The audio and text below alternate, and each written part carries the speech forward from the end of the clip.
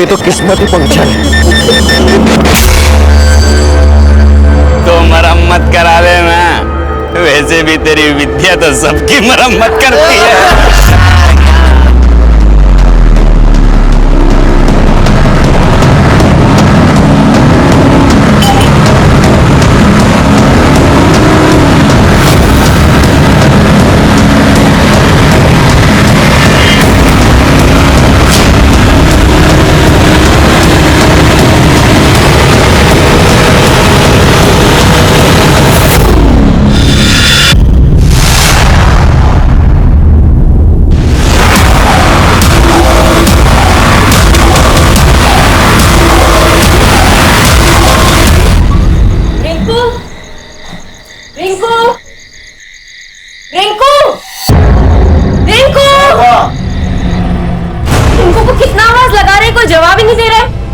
यही तो बैठा के गए थे, हो गए यही कहीं।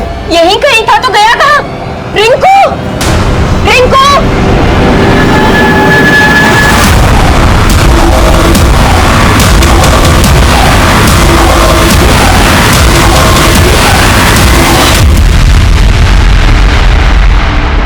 नमस्कार, मैं senior inspector Abhimanyu Jindal, crime petrol Dastak में आप सभी का स्वागत करता हूं। अक्सर हम कोई कदम उठाने से पहले इस बात की परवाह नहीं करते कि उसका अंजाम क्या होगा, और कई बार हम अपनी इन गलतियों से सबक भी लेते हैं, लेकिन कभी कभी वो सबक इतना डरावना होता है कि वापसी के सभी रास्ते बंद हो जाते हैं।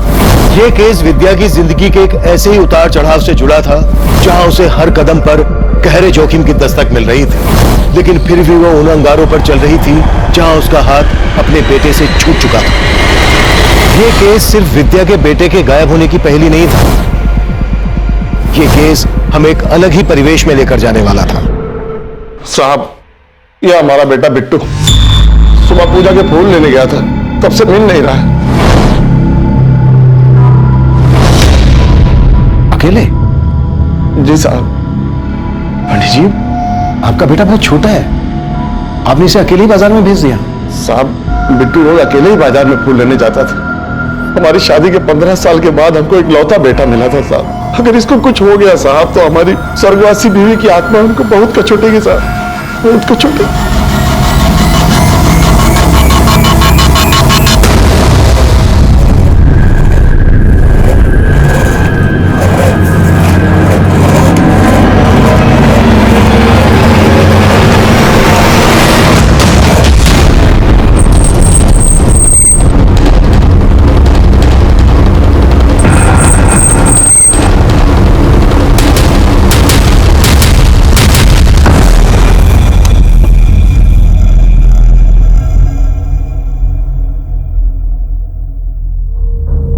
निको राशि, तुम्हारी विद्या मौसी आई है क्या?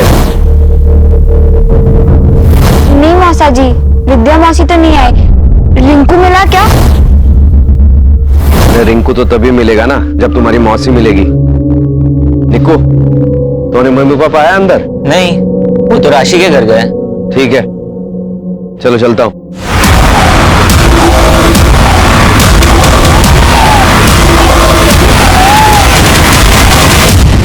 सर, हमने मंदिर के आसपास के मार्केट में हर जगह चेक किया, लेकिन पंडित के बेटे बिट्टू के बारे में कहीं कुछ पता नहीं चला। पंडित ने किसी पर शक नहीं जताया है। हो सकता है पंडित का बेटा अगवा किया गया। विकास, पंडित का नंबर सर्विलांस पे डाल दो, शायद फिरौती के लिए कॉल है। Okay sir.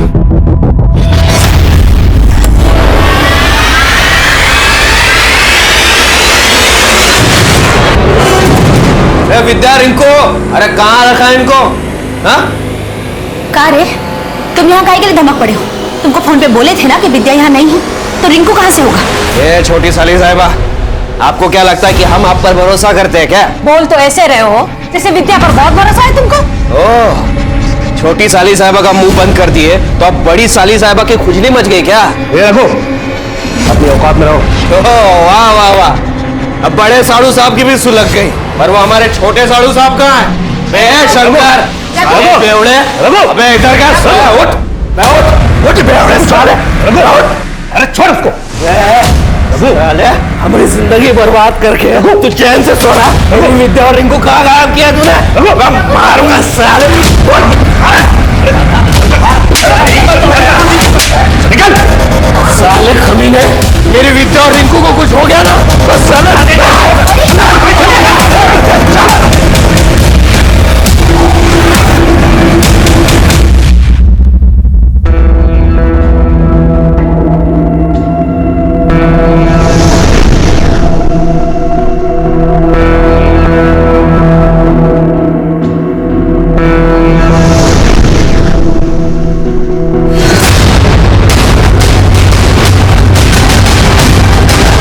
आप जिस नंबर को डायल कर रहे हैं वो इस समय स्विच्ड ऑफ है।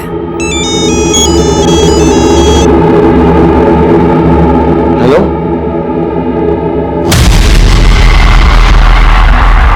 सर, बिट्टू के फादर को अभी एक रैंसम कॉल आया था। कॉल रिकॉर्ड हो गई है। सर, किडनैपर ने उससे बड़ी अजीब सी शर्त रखी है। कैसी शर्त? अपने बेटे बिट्टू की सलामती चाहता है तो विद्या के बेटे रिंकू को लौटा दे। विद्या का बेटा? हमको क्या पता उसके बेटे के बारे में? सोच ले, दोबारा कॉल करेंगे। ये विद्या और उसका बेटा कौन है? सर, हो सकता है पंडित ने किसी विद्या के बेटे के साथ कुछ किया हो। पंडित को बुला लिया सर मैंने, उससे ही बात करते हैं। साहब, हमको नहीं पता विद्या का बेटा कहाँ है, और हमको ये भी नहीं पता कि वो आदमी कौन था और ये सब हमसे काहे कह रहा था। विद्या कौन है ये तो पता होगा ना? हाँ हाँ साहब, हमारे गांव की है, आती है कभी पूजा पाठ करने के लिए, और ये फोन भी तो उसी के नंबर से आया था साहब। कॉल विद्या के नंबर से आया था, पर आवाज तो किसी आदमी की थी, बात तो किसी आदमी ने की थी। यही तो हमारी समझ में नहीं आ रहा है साहब कि हमारे बिट्टू के बदले में वो आदमी हमसे विद्या का बेटा क्यों मांग रहा था। हमको अपने बिट्टू की बहुत फिक्र हो रही है सर, उसको ढूंढ दीजिए सर, उसको ढूंढ दीजिए।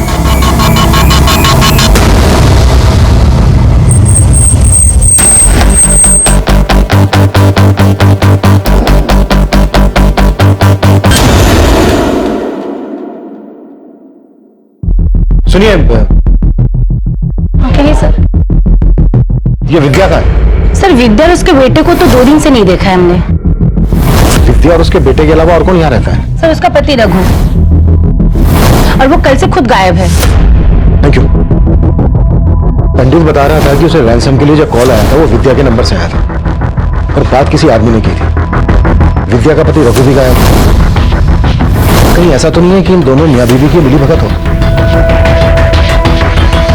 ताला तोड़ो, चलो।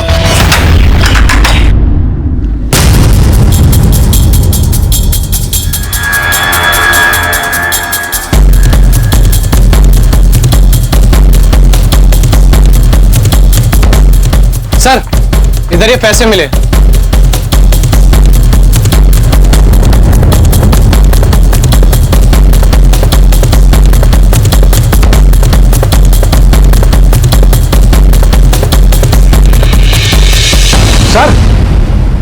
सर ये देखिए, सर ये पर्चियां, हर पर्ची पे कुछ ना कुछ लिखा हुआ है। ये तो सट्टे की पर्चियां लग रही हैं। इतना सारा पैसा, इस घर की हालत को देखकर ये लग रहा है कि पैसा काफी है इनके हिसाब से।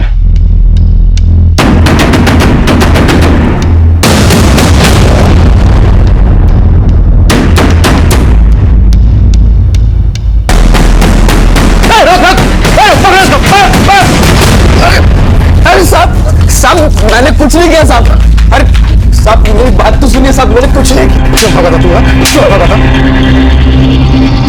नाम क्या तेरा? रघु साहब। रघु, विद्या का पति? हाँ सर। हमें देख के भागा क्यों था? साहब, आपको यहाँ हमारे घर पर देखकर हम डर गए थे। डर गया था क्योंकि कुछ गलत कर रहा है। खैर, पहले ये बोल, विद्या कहाँ है? हमें कुछ नहीं पता साहब, हम तो खुद विद्या और अपने बेटे को 2 दिन से ढूंढ रहे हैं।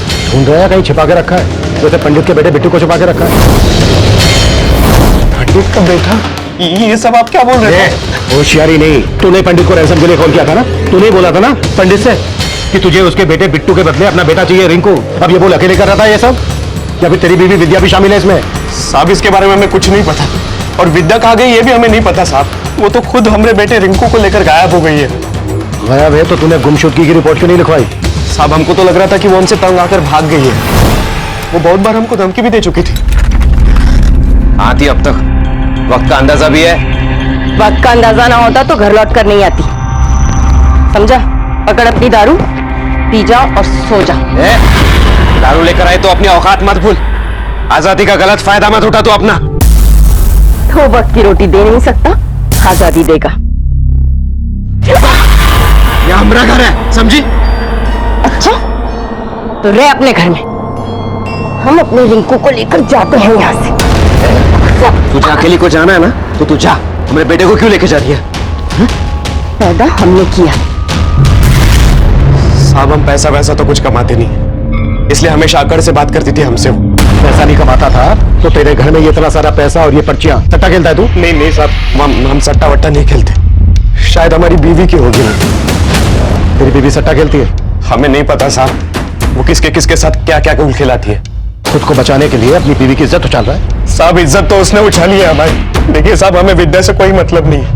बस आप हमारे बेटे रिंकू को बस बचा लीजिए साहब, उसको ढूंढ दीजिए।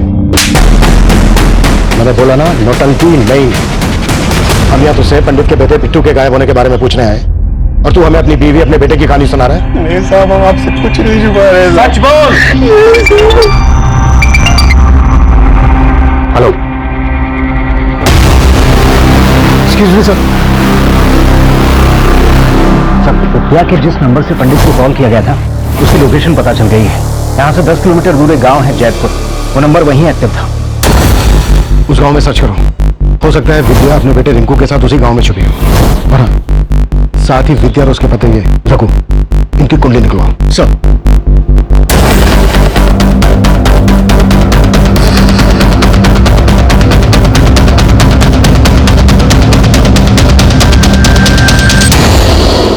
एक्सक्यूज मी सर, इस रघु के बारे में पता किया, पड़ोसियों का कहना है कि ये डेली विद्या को मारा करता था। और ये भी पता चला है कि विद्या की 2 बहनें और भी। रघु की इन दोनों बहनों से भी नहीं बनती। अब छोटी साली का मुंह बंद कर दिया तो अब बड़ी को खुजली मच गई। विद्या अगर अपने बेटे के साथ गया तो ये बात विद्या की दोनों बहनों को भी पता होगी। उसकी बहनों से मिलना पड़ेगा। और सर, इस रघु के और भी कारनामों को पता चला है। ये रामटुल्लू में डेली शराब पिया करता है और वहां पर लौंडिया नाच भी करता है।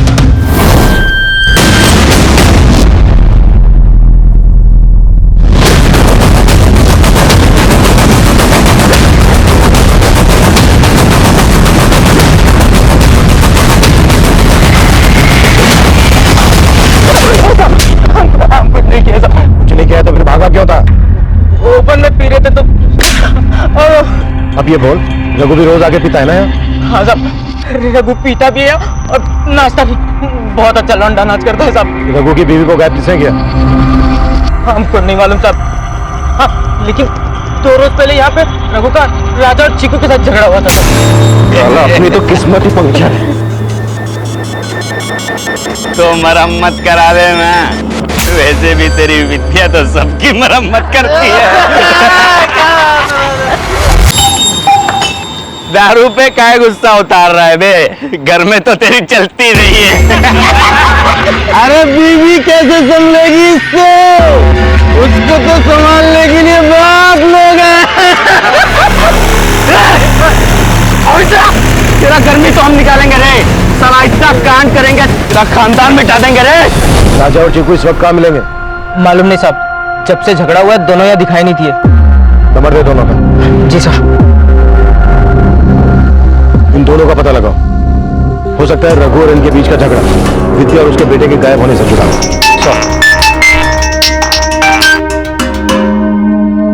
हाँ विकास, सर खबरी से पता चला है कि विद्या उस गांव में सुनसान पड़े घर में देखी गई है।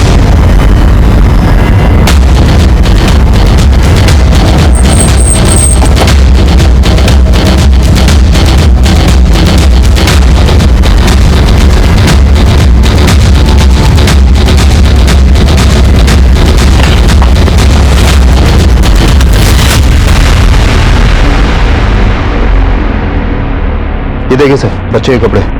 सर इधर देखिए।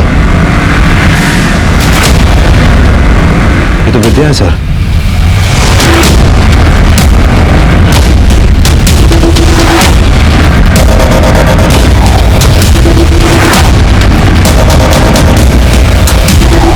विद्या के फोन से यहीं से कॉल किया गया और कॉल किया था एक आदमी ने। अब सोचने वाली बात यह है कि क्या विद्या का मर्डर उसी आदमी ने किया है या फिर कहानी कुछ और ही है।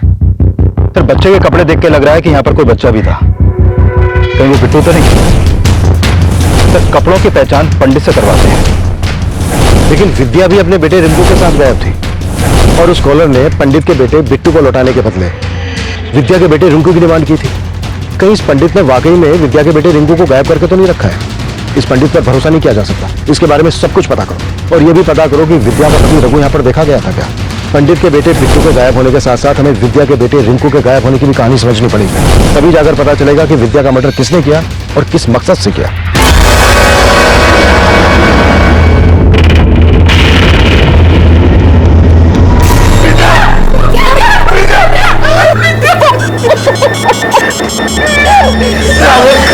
हमारी विद्या की तो तुझे जान नहीं दी, लेकिन हमारा रिंकू बेटा कहाँ? हमारा बेटा रिंकू कहाँ रखा है? बोल।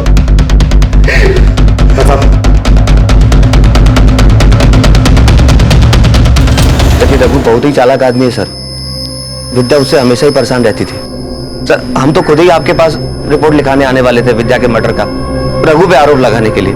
उससे पहले ही वो सब नाटक कर दिया आपके सामने, ताकि आपको लगे कि हम ही दोषी हैं, हमने ही सब कुछ किया है। तो तुम कह रहे हो विद्या का मर्डर रघु ने किया है और उसका बेटा वो कहाँ है?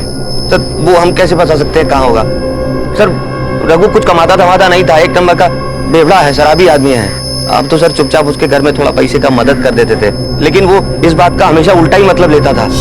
तुम्हारे कहने का मतलब है कि रघु को लगता था तुम्हारा उसकी बीवी के साथ? साहब उसको जो भी लगता था सब गलत ही लगता था, ऐसा ही आदमी है वो। तुम जा सकते हो। सिर्फ रघु ही नहीं, मुझे विद्या का ये जीजा भी कुछ सही नहीं लग रहा है। इसे रघु के ऊपर शक था लेकिन हमारे पास नहीं। यहां तक कि विद्या की दोनों बहनें भी हमारे पास नहीं है। एक्चुअली मुझे पूरी फैमिली गड़बड़ लग रही है। पूरी फैमिली की डिटेल्स निकालो। राशि, राशि उतारो ये। क्या है? पुलिस को विद्या मौसी की लाश मिली है। क्या? और रघु मौसा जी बता रहे हैं कि तेरे पापा ने विद्या मौसी जी को मारा है। सर विद्या के कॉल रिकॉर्ड के मुताबिक उसका फोन 17 जुलाई की शाम कुबेर मंदिर के एरिया में एक्टिव था और फिर रामगढ़ की दिशा में जाकर बंद हो गया। सर मुझे लगता है विद्या के बेटे के गायब होने में इस पंडित का भी कुछ लेना देना है, क्योंकि 17 जुलाई की रात को विद्या ने इस पंडित को भी कॉल किया था। ये देखिए सर। राजा और चिक्कू के बारे में कुछ पता चला? नहीं सर, का अंडरग्राउंड हो गया, कुछ पता नहीं चल पा रहा है। विद्या की फैमिली के साथ साथ राजा और चिक्कू के गायब होने का चक्कर भी समझना पड़ेगा। और सबसे पहले इस पंडित की खबर लेते हैं।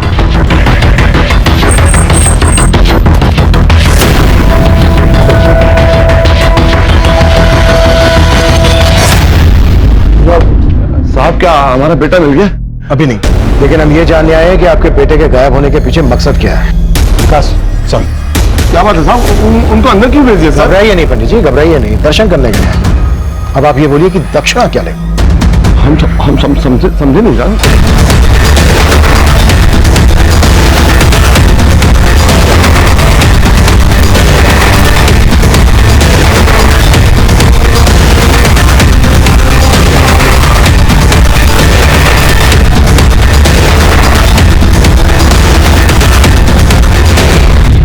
पहले आप ये बताइए कि विद्या ने 17 तारीख को आपको फोन क्यों किया था? हमने तो पहले ही बताया साहब कि पूजा पाठ के लिए आती रहती है।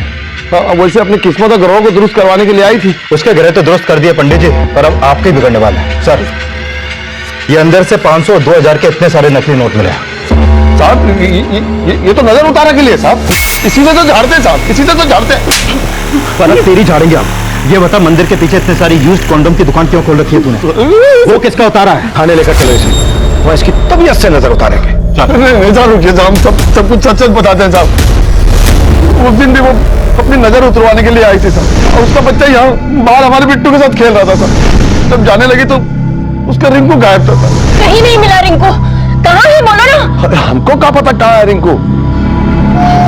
बिट्टू बिट्टू बिट्टू, रिंकू तुम्हारे साथ खेल रहा था ना, कहाँ है वो?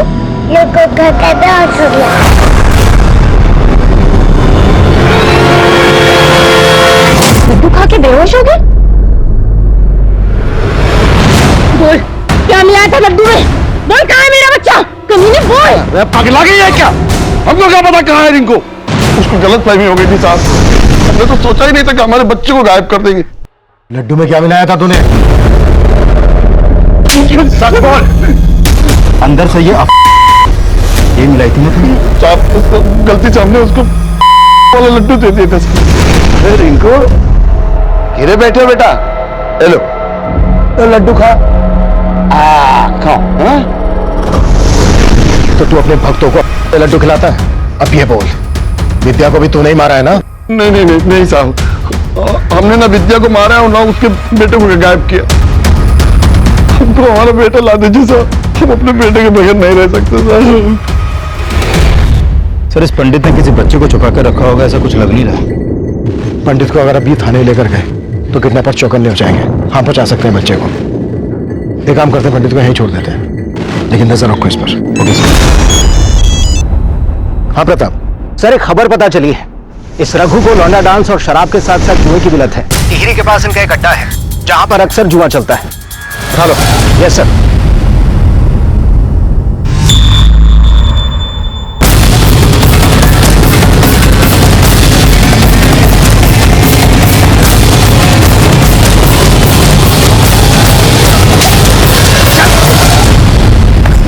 क्या रे, तूने तो कहा था तू जुआ नहीं खेलता है? सब आप तो सट्टे के बारे में बोल रहे थे। एक ही बात है, कहीं तूने ये सट्टा खेलने की वजह से अपने बेटे रिंकू को बेच के अपनी बीवी विद्या का मर्डर तो नहीं कर दिया? नहीं नहीं साहब, आपने ऐसा कुछ नहीं किया है साहब, भैया ने सब। अच्छा प्रताप, जब तक ये सच ना उगले ना,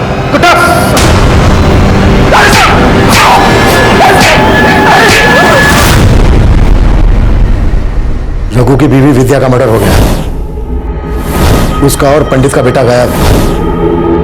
अब ये बोलो, इस सारे कांड में तुम लोगों का क्या हाथ है? साहब, रघु तो हमारे साथ सट्टा खेलता था साहब। हम लोगों को बाद में पता लगा कि विद्या रघु के लिए सट्टा खेलती है। वो जो नंबर लगाती है साहब, उसका नंबर लग जाता था साहब। विद्या के जीतने से राजा और चीकू को बहुत चिढ़ होती थी साहब। राजा, तू, तेरी हिम्मत कैसे हमें ऐसे पकड़ने की? इतना नखरा काहे कर रही है रे? वही तो कर रहे हैं ना जिसके लिए तुमको पैसा चाहिए। इस बार के सट्टे का अपना नंबर हमको दे दे, नहीं तो अपनी औकात पे रहे।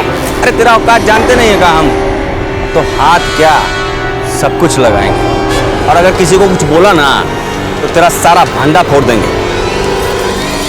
रघु की बीवी विद्या का हमेशा सही नंबर लगता था? हाँ साहब। उसे पता कैसे चलता था सही नंबर का? अगर मालूम होता साहब, हम भी कुछ जीत जाते। सर, मैंने विद्या का बैंक अकाउंट चेक किया। शंकर के अलावा विद्या का बड़ा जीजा बिंदु भी विद्या के अकाउंट में समय समय पर काफी पैसे ट्रांसफर कर रहा है। बिंदु भी? हाँ सर। इस बिंदु से साहब, हम मानते हैं कि विद्या के अकाउंट में पैसे हम डाला करते थे, क्योंकि रघु कुछ कमाता धमाता नहीं था। पर विद्या उन पैसों से सट्टा खेलती थी, ये बात आपको मालूम थी? नहीं साहब, इसके बारे में हमको कोई जानकारी नहीं थी। शंकर भी विद्या के अकाउंट में पैसे डालता था, और रघु को लगता था कि शंकर का और विद्या का अफेयर चल रहा है। क्या आपका भी विद्या के साथ? अरे नहीं साहब, कैसी बातें करते हैं आप साहब। विद्या तो हमारे लिए हमारी छोटी बहन की तरह थी, और हमको पूरा विश्वास है कि विद्या के खून में किसी घर वाले का नहीं बल्कि बाहर वाले का हाथ है। बाहर वाला कौन? वो तो आपको ही पता लगाना होगा साहब। रघु को तो कुछ पड़ी नहीं थी। बेकार में इन बातों को छेड़कर आप हमारे खानदान की इज्जत मत उछालिए साहब। ये तो आगे पता चल ही जाएगा किसको कितनी इज्जत प्यारी है। जरूरत पड़ी तो फिर आएंगे। पंडित प्रमोद के बेटे बिट्टू की मिसिंग कंप्लेंट फाइल होने के बाद हमने ये सोचा भी नहीं था कि ये केस विद्या के मर्डर और विद्या के बेटे रिंकू के गायब होने की पहेली बन जाएगा। ये साफ था कि विद्या के फोन से जो पंडित प्रमोद को फौती के लिए कॉल किया गया था, उसमें ये शर्त रखी गई थी कि पंडित को उसका बेटा बिट्टू तभी मिलेगा जब वो विद्या के बेटे रिंकू को लौटाएगा। लेकिन पंडित प्रमोद ने क्या वाकई में रिंकू को अगवा किया था? ये पुख्ता नहीं था। अगर वो कॉल विद्या ने ही करवाया था तो वो आदमी कौन था जिसने वो कॉल किया था? क्या विद्या किसी साजिश का शिकार हुई थी? क्या ये साजिश उसकी दोनों बहनें, दोनों जीजा ने रची थी, या फिर कहानी कुछ और ही थी? रघु और विद्या से झगड़ा करने वाले राजा और चीकू क्यों और किस मकसद से फरार थे? ये कुछ एक ऐसे सवाल थे जिनका हम जवाब ढूंढ रहे थे, लेकिन तब इन सवालों के जवाबों से हम कोसों दूर थे।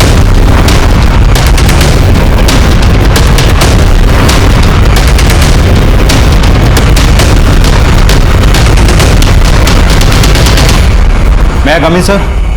यस कम इन। सर, विद्या और उसकी बहनों से जुड़ी एक बात पता चली है। सर, विद्या के फादर के कोई बेटा नहीं था, इसलिए उन्होंने अपनी सारी प्रॉपर्टी अपनी तीनों बेटियों के नाम कर दी थी। लेकिन अपनी प्रॉपर्टी का आधा हिस्सा उन्होंने अपनी बेटी विद्या के नाम किया और बाकी का आधा हिस्सा अपनी दोनों बेटियों सविता और मालती के नाम किया। उसकी दोनों बहनों को इतना कम हिस्सा देने की कोई वजह पता चली? सर वो तो पता नहीं चल पाया, लेकिन हो सकता है कि इन सब के पीछे दोनों बहनों की जेलसी का कोई एंगल हो। और सर ये भी पता चला है कि विद्या ने अपने हिस्से की प्रॉपर्टी 1 महीने पहले किसी विश्वजीत नाम के आदमी को बेच दी थी। अगर विद्या ने अपने हिस्से की प्रॉपर्टी बेच दी थी तो इतना सारा पैसा गया कहाँ? सर उसके बैंक स्टेटमेंट में भी इसका कोई रिकॉर्ड नहीं है। कहीं ऐसा तो नहीं है कि विद्या की दोनों बहनों ने मिलकर उसका हिस्सा बिकवा दिया हो और फिर सारा का सारा पैसा गायब कर दिया? साहब हमें नहीं मालूम कि विद्या ने अपना हिस्सा बेच दिया। मालूम नहीं है? क्या फिर कुछ छुपा रहे हो? सर लेकिन हम क्यों छिपाएंगे? आप दोनों के पतियों ने बताया कि पैसों से वो विद्या की हेल्प कर रहे थे, लेकिन अपना हिस्सा बेचने के बाद विद्या के पास लाखों रुपया होना चाहिए। कहाँ गया?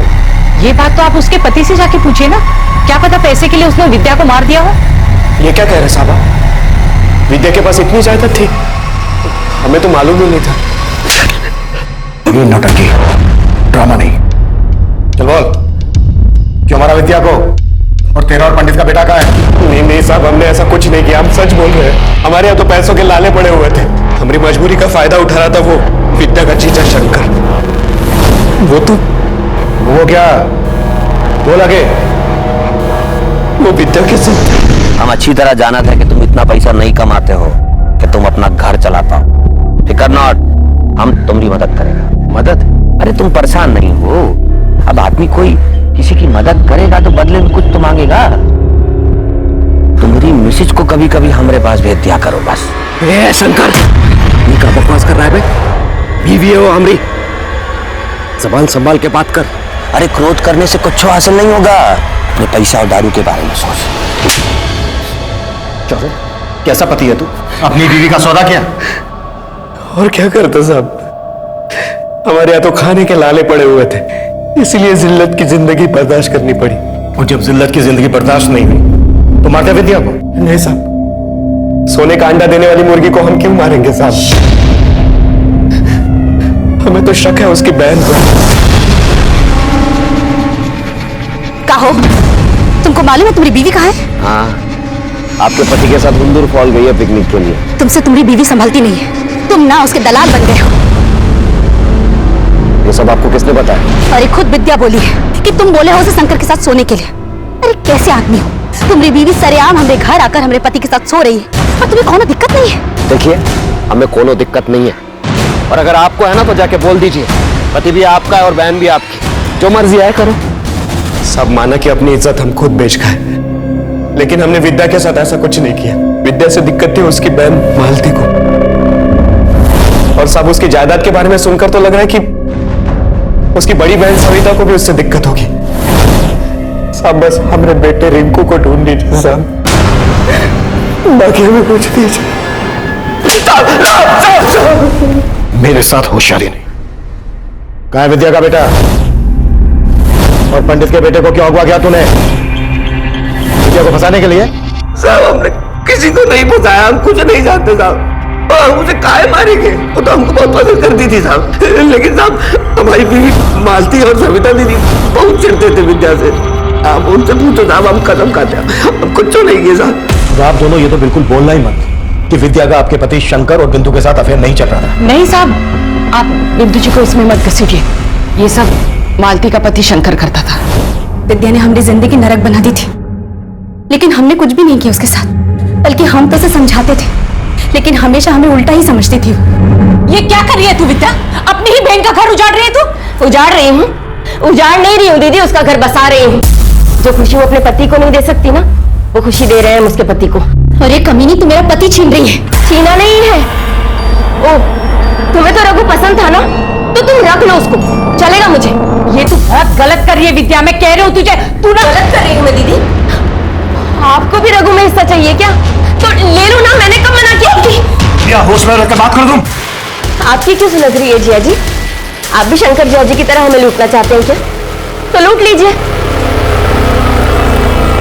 आप सब ने मिलकर हमारी जिंदगी बर्बाद कर दी है, उस निकम्मे बेवड़े रघु के साथ हमारी शादी करके।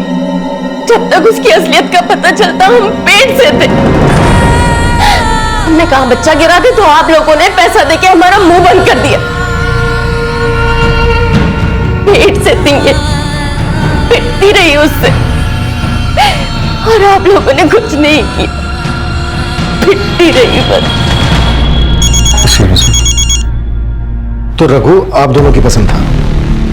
हाँ साहब, हम मानते हैं कि हम विद्या से थोड़ा चिढ़ते थे क्योंकि पापा ने हमसे ज्यादा उसको हिस्सा दिया था, इसलिए विद्या की शादी हमने रघु से करवाई, लेकिन हमने उसे नहीं मारा। Excuse me sir. सर, इस पंडित प्रमोद के फोन पर फिर से रैंसम कॉल आया है। कॉल को रिकॉर्ड कर लिया है।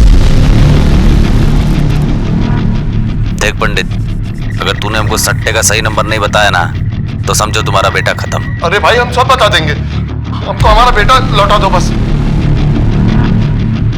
पहले जिस आदमी ने पंडित को फोन किया था उसने पंडित से डिमांड की थी कि अगर उसे अपना बेटा वापस चाहिए तो उसे पहले विद्या का बेटा रिंकू लौटाना पड़ेगा। अब ये सट्टे का क्या चक्कर है? एक ही बच्चे के लिए दो दो फिरौती की मांग कैसे की जा सकती है? और सर सवाल ये भी है कि अगर विद्या का मर्डर हो गया तो उसका बेटा कहाँ है अभी? ये तो अब किडनैपर ही बताएगा।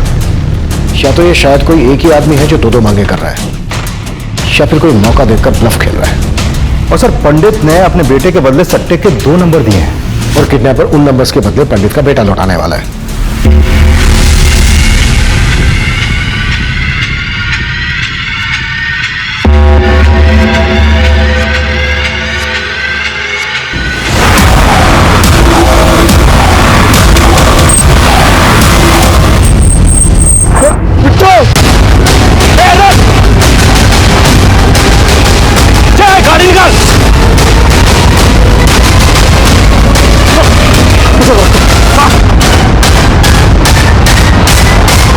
अब अपने बेटे को पाने के लिए ना हमारे अगले आदेश का इंतजार कर।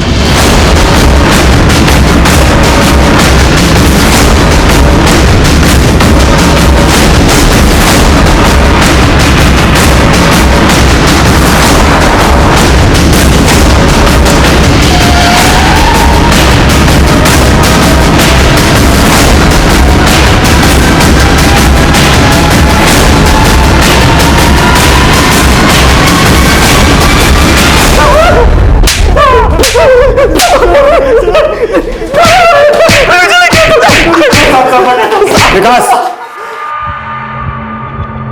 हम मानते हैं साहब कि हम पंडित के बेटे को उठाना चाहते थे। पंडित के बेटे को क्यों उठाना चाहते थे? साहब, पंडित सट्टे के नंबर जानता है, वो जो नंबर बोलता है वही आता है। कुछ समय से हम लोगों को वो गलत नंबर बता रहा था और सही नंबर उस विद्या को बता रहा था क्योंकि उसके साथ चक्कर चल रहा था साहब। हमने सोचा उसके बेटे को उठा लेते। 17 जुलाई की रात हम मंदिर गए तो देखा बाहर एक बच्चा सो रहा है। हमें लगा कि वही पंडित का लड़का है, इसलिए हमने उसको उठा लिया साहब। बाद में पता चला वो पंडित का लड़का नहीं, विद्या का बेटा है। और फिर बाद में पंडित का बेटा भी उठा लिया और उससे बात ऐसे की जैसे लगे कि ये सब कुछ विद्या ने किया है। पंडित से बोला कि अगर उसे अपना बेटा चाहिए तो विद्या का बेटा रिंकू लौटाना पड़ेगा। हाँ, यही कॉल किया था ना?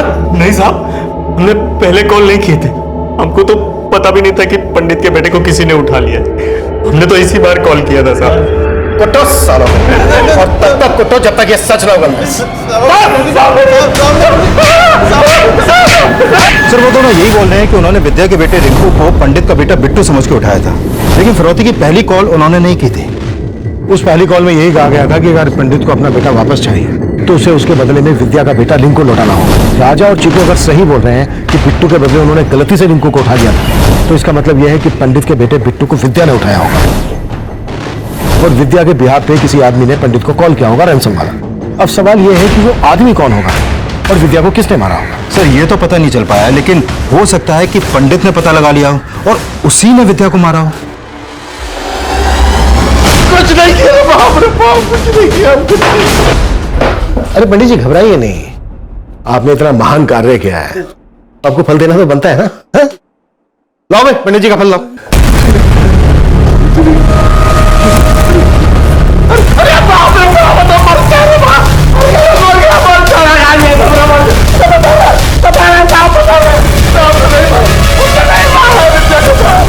ये सट्टे के नंबर का क्या चक्कर है? अरे साहब वो भी हमारा पागल था साहब। अरे बाप रे, हमारी सेटिंग थी साहब, सट्टे खेलने वाले थे साहब। हम सबको सट्टे का नंबर बताते थे और सबसे खूब पैसा वसूलते थे सर। और सर सब हमको चमत्कार ही समझते थे सर। और यही चमत्कार दिखाकर तो विद्या के साथ शारीरिक संबंध बनाता था। नहीं साहब, रघु खुद भेजता था उसको हमारे पास साहब। इसके लिए हम विद्या को सही नंबर बता देते थे, लेकिन हम उसको मारे नहीं साहब, हम उसको मारे नहीं। हमको तो पहले से रघु पे शक था साहब, लेकिन हम डर के हमारे कुछ नहीं बोले साहब। हमारा बेटा क्या ये भी वही चाहता होगा साहब। अब मानते हैं कि विद्या को पंडित के पास हम खुद भेजते थे, लेकिन हमारे मरे हुए बेटे की कसम साहब, बिट्टू के बारे में हमें कुछ नहीं मालूम। जरूर राजा और चिकू कोई बड़ा कांड किया साहब। विद्या का पति रघु हर लिहाज से गलत था, लेकिन जितना वो गलत था उतनी ही गलत उसकी दोनों बहनें, दोनों जीजा और वो पंडित प्रमोद भी था। ये सब विद्या के शोषण के लिए जिम्मेदार थे, लेकिन विद्या का मर्डर किसने और किस मकसद से किया होगा, ये पहली ज्यों की त्यों बनी हुई थी। और तब तक हम ये भी पता नहीं लगा पाए थे कि विद्या के फोन से प्रमोद को कॉल करके किस आदमी ने रिंकू के बदले बिट्टू को लौटाने की शर्त रखी थी। राजा और चीकू ने कबूल किया कि विद्या के बेटे रिंकू की हत्या उनकी नाकाम साजिश का अंजाम थी, लेकिन पंडित प्रमोद का बेटा कहां गायब था, इसका हमें कोई सिरा नहीं मिल रहा था। हमें लग रहा था कि इस सिरे की खोज ही हमें विद्या के कातिल तक पहुंचा सकती थी। सर, पंडित और रघु का पूरा पर्दाफाश हो गया, उनके सारे गलत काम भी सामने आ गए, लेकिन इन सब में उनका कोई हाथ है ऐसा कुछ भी सामने नहीं आया। तो फिर विद्या का मर्डर किसने किया होगा और बिट्टू के गायब होने के पीछे क्या राज हो सकता है? आई एम श्योर विद्या का मर्डर और पंडित के बेटे के गायब होने का राज एक ही जगह मिलेगा। पंडित के बेटे के ट्रेसेस जिस गांव में हमें मिले, वहां से एक रास्ता जाता है रामगढ़ की तरफ और दूसरा रास्ता जाता है रांची की तरफ। और ये रांची शहर की तरफ जो रास्ता जाता है, ये शहर से पहले ही नामकुम की तरफ डिवाइड हो जाता है। अब किडनैपर्स ने 3-3 कांड किए हैं, तो वो रांची शहर की तरफ तो जाएगा नहीं, क्योंकि उसे मालूम है पुलिस एक्टिव हो गई होगी। वो नामकुम की तरफ भी नहीं जाएगा, क्योंकि ये नामकुम के ही है। अब ये अकेला रास्ता बचता है रामगढ़ की तरफ जाने वाला। ये रास्ता आगे जाकर जहां जहां भी जाता है, वहां वहां हर जगह पंडित के बेटे के फोटो सर्कुलेट करो, अपने खबरों को एक्टिव करो। हमें हर हाल में पंडित के बेटे का पता लगाना है। एक बार पंडित के बेटे का पता लग गया तो ये राज भी खुल जाएगा कि विद्या का मर्डर किसने किया था। Okay sir.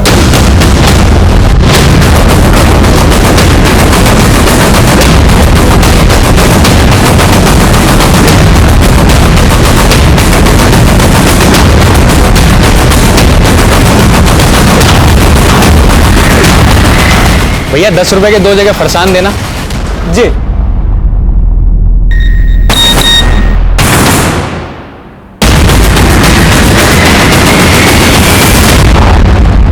पक्का है ना, बच्चा उसका नहीं हो सकता? अरे साहब, इन गलियों में हम इतना घुस चुके हैं कि बता देते हैं कि कौन नाली का बदबू है और कौन परफ्यूम का खुशबू। ठीक है, तो उन पर नजर रख, हम लोग पहुंच रहे हैं।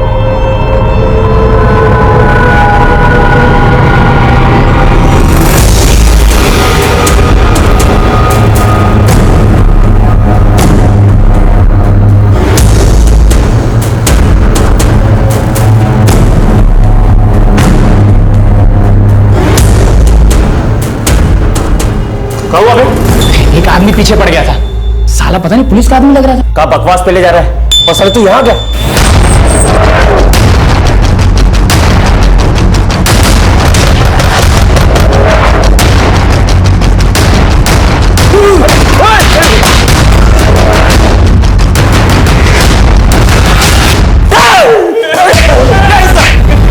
बोलो, सच बोलो। सब बता दो सब।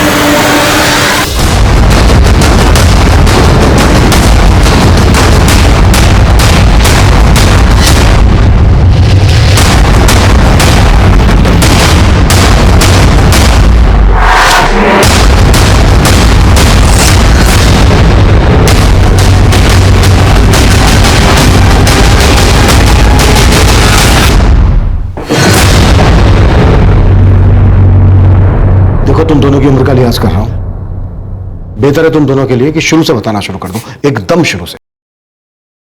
अच्छा भला परिवार था हमारा, फिर वो विद्या मौसी आई, पूरे परिवार को उलट पुलट कर दिया। मम्मा, मैं आ गई। राशि बेटा, अंदर मत जा, तू यहीं बैठ। क्यों, क्या हुआ?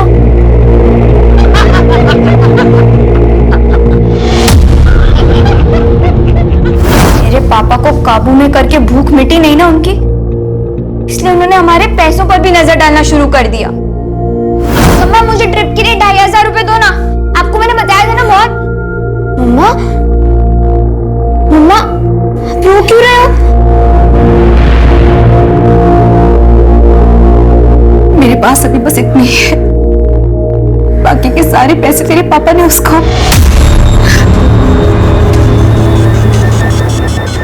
आपने उसे टाइम दिया, माँ का बेड दिया, तब भी मैंने आपसे कुछ नहीं कहा। लेकिन आप उसके चक्कर में मेरी लाइफ डिस्टर्ब क्यों कर रहे हो? मेरी हक की चीजें आप उसे क्यों दे रहे हो पापा? उस दिन हमने तय कर दिया कि हम विद्या मौसी को छोड़ेंगे नहीं। और हमें पता चला कि विद्या मौसी का बेटा रिंकू गायब है। बस हमें अपना मौका मिल गया। उनको लगता था कि पंडित ने रिंकू को किडनैप किया है। हमने उनसे कहा कि हम पंडित के बेटे को किडनैप करते हैं और बदले में रिंकू को वापस मांग लेंगे।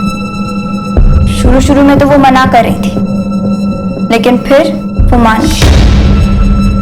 उसके बाद निक्कू ने पंडित को कॉल किया। पंडित अपने बेटे बिट्टू की सलामती चाहता है तो विद्या के बेटे रिंकू को लौटा दे। सोच ले, दोबारा कॉल करेंगे। लेकिन हमें तो बस मौका चाहिए था।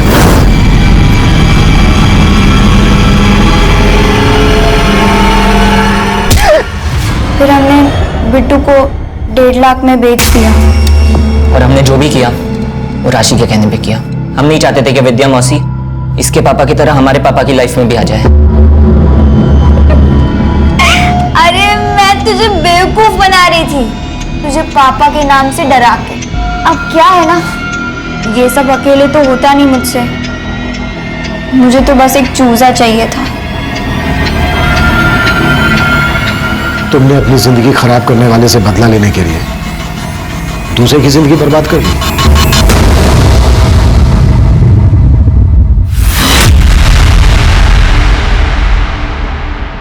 हम अपने बच्चों को हमेशा सही शिक्षा देने की ही सोचते हैं, क्योंकि हमें डर होता है कि कहीं बाहर का खराब माहौल हमारे बच्चों को बिगाड़ ना दे।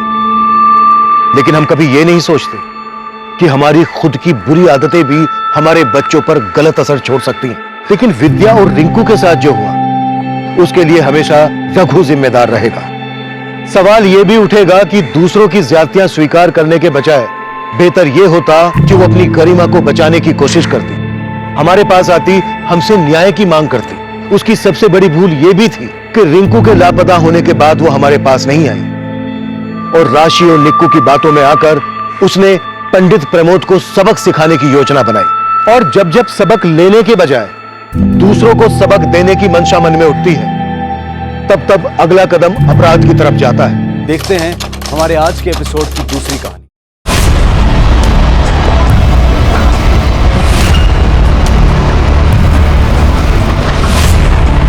आंटी, सबसे बड़े वाली पुलिस अंकल कहाँ है? अंदर है बेटा, लेकिन क्या हुआ मुझे बताओ। नहीं, मुझे उनसे ही बात करनी, वो अंदर ही है ना? मुझे बताओ बेटा, मैं हेल्प करूंगी। नहीं। अरे रुको। सर बस बस, ऐसा कितनी चटनी लगाएंगे, तीखा हो जाएगा। आप तो मिर्ची भी खाते हो साथ में। अरे तीखे में ही तो मजा है ना मोरे। लो लो लो, तुम भी मिर्ची खाओ, लो लो। माला माफ करा, मैं इसमें खुश हूँ।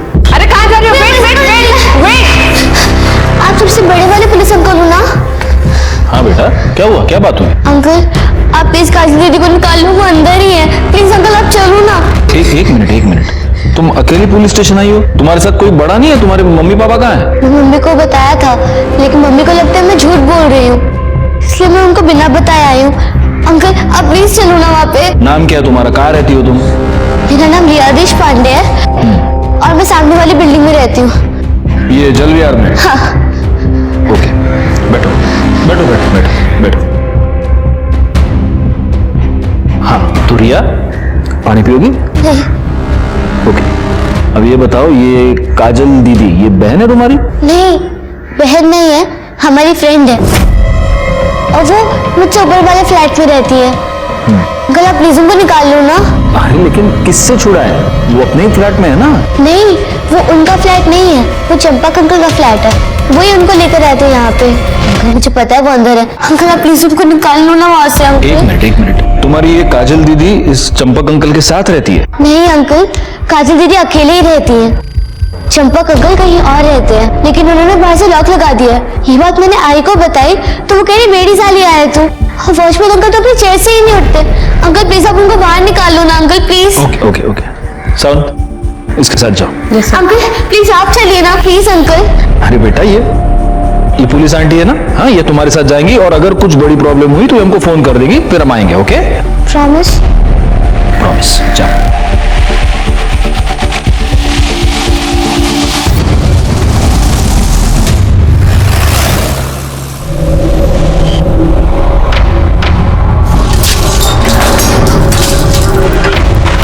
बेटा यहाँ तो ताला लगा है, कोई नहीं है अंदर। आंटी है अंदर, काजल दीदी है। आप लॉक तो खोलिए, मुझे पता है वो अंदर ही होंगी। बेटा हम ऐसे किसी के घर का ताला नहीं खोल सकते। आप मेरी बात सुनिए ना, लेकिन वो सच्ची में अंदर है, मुझे पता है।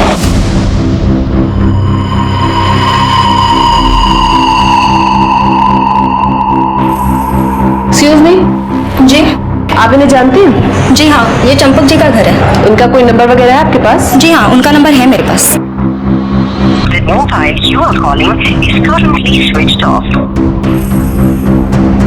हेलो सर, बच्ची सही बोल रही है, यहाँ कुछ ना कुछ तो गड़बड़ जरूर है।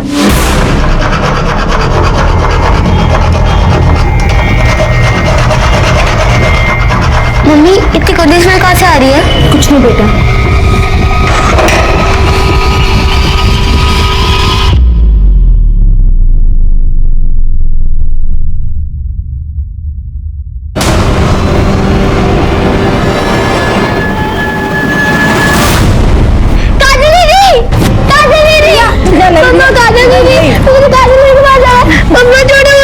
प्लीज बच्ची को बाहर ले जाइए और आप लोग चलिए बाहर, चलिए आप लोग बाहर जाइए प्लीज। मोरे पूरा घर ठीक से चेक कर लो। सर करे कोई चोट के निशान है? नो सर, सही है। कपड़ों की हालत और ये सीमेंट स्टेन्स देखकर लगता है कि इसके साथ रेप हुआ है। सर जब हम आए तो घर लॉक था, तो मे बी जो ओनर है घर का उसी ने रेप और मर्डर किया होगा। सर अंदर एक लड़की का आधार कार्ड मिला, इसी का नाम काजल, बाप का नाम बिरजू यादव। इस पर एड्रेस होगा, इसके घर वालों को इन्फॉर्म करो और उन्हें पुलिस स्टेशन बुला। और इस फ्लैट का ओनर चंपक, क्या चंपक अग्रवाल, उसको भी पुलिस स्टेशन बुला। सर ये बाकी के कैमरेस क्यों नहीं चल रहे हैं? सर सोसाइटी में मेंटेनेंस का काम चल रहा है इसीलिए। ठीक है, 27 तारीख का फुटेज दिखाइए। जी सर।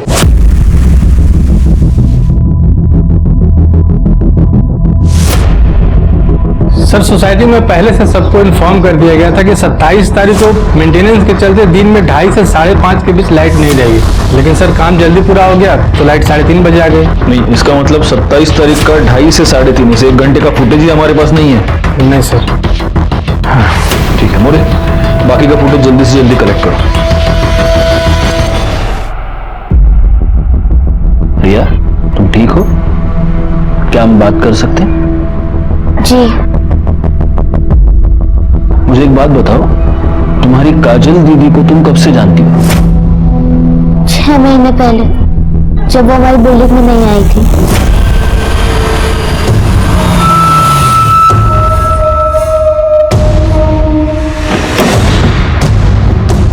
काजल, उतरो काजल,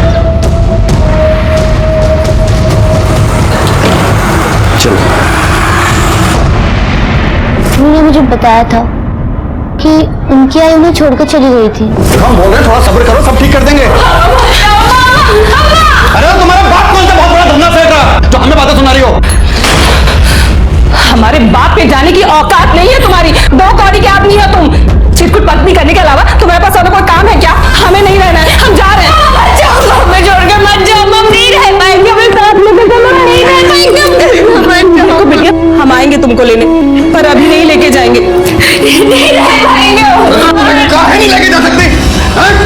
ये तुम्हारी और तुम्हारे पहले पति की औलाद है, तो संभालो इसे। हाँ तो इसको हमेशा के लिए छोड़ के नहीं जा रहे हैं, बस कुछ दिन की बात है, फिर आके लेके जाएंगे हम। तब तक ध्यान रखो इसका।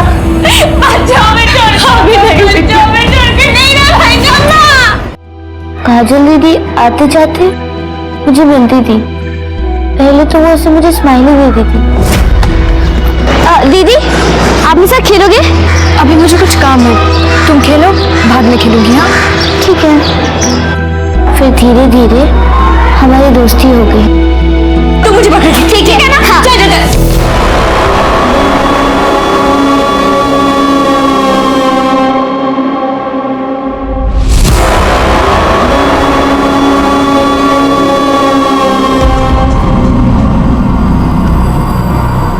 काजल, काजल,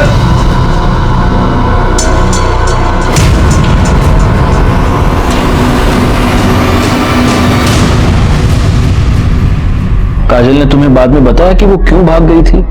हाँ, क्योंकि वो अपनी मम्मी को बहुत मिस कर रही थी, इसलिए वो अपनी मम्मी से मिलने गई थी। फिर काजल दीदी कभी भी अपने घर नहीं गई, उनका फ्लैट से निकलना भी बंद हो गया। तुम क्या है? वो अंकल, मुझे काजल दीदी को अपनी नई डॉल दिखानी थी। काजल दीदी नहीं है, वो अपने घर चली गई, अब कभी नहीं आएगी। मुझे पता था अंकल, वो अंदर ही थी। मैंने उनसे बहुत बार बात करने की कोशिश की, मगर डोर लॉक था, मगर अंदर से आवाज आ रही थी। इसने ये सब मुझे बताया, पर मुझे लगा झूठ बोल रही है। बच्ची है, मिस कर रही होगी, इसलिए कहानियां बना रही है। मैं झूठ नहीं बोल रही थी, मैं सच बोल रही थी। अंकल, अगले दिन मैंने उनकी विंडो पे देखा कि काजल दीदी की कुर्ती लटक रही थी, जो पहले नहीं थी। ये बात मैंने मम्मी और वॉचमैन अंकल को बताया। जब उन्होंने मेरी बात नहीं सुनी तो मैं आपके पास आई। तुमने बिल्कुल सही किया। देखो बेटा, मैं तुम्हारी काजल दीदी को वापस नहीं ला सकता, लेकिन जिसने भी उसके साथ ये किया है उसे सजा जरूर दिलवा सकता हूँ। अरे नहीं सर, सर मेरी बात मानिए सर, मैंने कुछ नहीं किया सर, प्लीज। वो सब हम थाने में बैठ के बात करेंगे। सर मेरी बात मानिए सर, सर मैंने यकीन किए सर, मैंने कुछ नहीं किया सर, प्लीज मेरा। आपने कुछ नहीं किया? नहीं सर। फिर फोन बंद क्यों था आपका? सर वो मैं पनवेल गया था, तो मैं चार्जर घर पे भूल गया था, तो फोन की बैटरी डाउन हो गई थी सर। सर सच्ची सर मेरी बात। आप चुप रहिए सर। सर मैंने कुछ नहीं किया सर, बाकी बात मानिए सर। अरे sir sir sir sir sir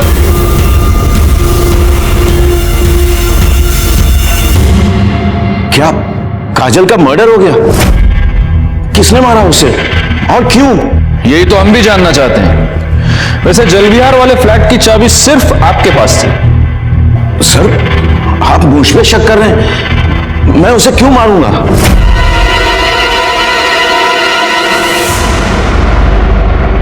वाह बिरजू, बिना पैसे दिए ही जा रहा है। चप्पल सेठ आप? अरे काहे का सेठ? जिसके तेरे जैसे कर्जदार हो उसे कंगाल होने में ज्यादा समय नहीं लगेगा। देख, पहले मेरे 8 लाख रुपया वापस कर, फिर यहां से हिलने की सोचना, क्योंकि बिना पैसे मैं तुझे मरने भी नहीं दूंगा। सेठ जी हम तो बस नई जगह नया काम ढूंढ रहे हैं सेठ जी, ताकि 2 पैसे कमा के आपकी उधारी चुका सके।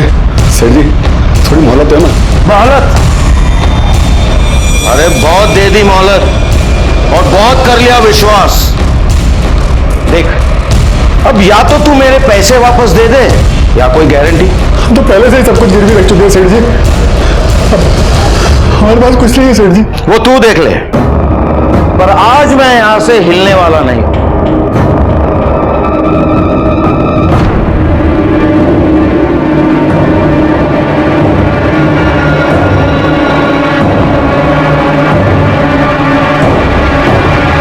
सेठ जी और तो कुछ है नहीं मेरे पास सेठ जी। सेठ जी आप इसे गिरवी रख लीजिए सेठ जी, आपकी गारंटी हो जाएगी और हम कहीं भागेंगे भी नहीं सेठ जी। सर काजल को रखना मेरी मजबूरी थी, वरना मैं उस बिरजू को पूरे यूपी बिहार में कहां ढूंढता फिरता। तो काजल पर जबरदस्ती करना, उसका रेप करना, यह भी आपकी मजबूरी थी? क्या सर, रेप? जबरदस्ती? नहीं नहीं सर, रेप तो क्या, मैंने उसके साथ ऊंची आवाज में बात तक नहीं की। करड़े सर, इनका सीमेंट सैंपल टेस्टिंग के लिए भेज दो और काजल के कपड़ों पर जो सीमेंट मिला उसे मैच करके देखो और इनसे उस बिरजू का मोबाइल नंबर ले लो। ओके सर, चलिए। सर एक बात समझ में नहीं है, जिस तरह इस चंपक ने काजल को भागने से पहले रखा था, वो आराम से सोसाइटी में नीचे जा सकती थी। इनफैक्ट रिया के साथ खेलती भी थी। मतलब चंपक ने उसे पूरी तरह बंधक बना के नहीं रखा था। ये बात तो मेरे भी समझ में नहीं आ रही है। वो वहां पर मजबूरी के मारे रह रही थी या डर के मारे? हाँ करडे बोला। बिरजू घर में नहीं है और उसके घर को ताला लगा हुआ है। एक काम करो, तुम और तुम्हारे साथ एक और कांस्टेबल वहां पर तैनात रहो सिविल में, और जैसे ही वो आए उसको उठा लो। सर। अरे इस बिरजू की मोबाइल लोकेशन निकालो और लोकेट करो कि आखिर वो है कहां पर। लोग बड़े अजीब हो गए हैं मोरे। ये रिया जैसी छोटी बच्ची काजल को ढूंढते ढूंढते यहां तक आ जाती है, अभी भी उसे न्याय दिलवाना चाहती है, और बड़ों को कुछ पड़ी ही नहीं। काश ये बड़े इन बच्चों से कुछ सीख पाते। सर काजल का पोस्टमार्टम रिपोर्ट।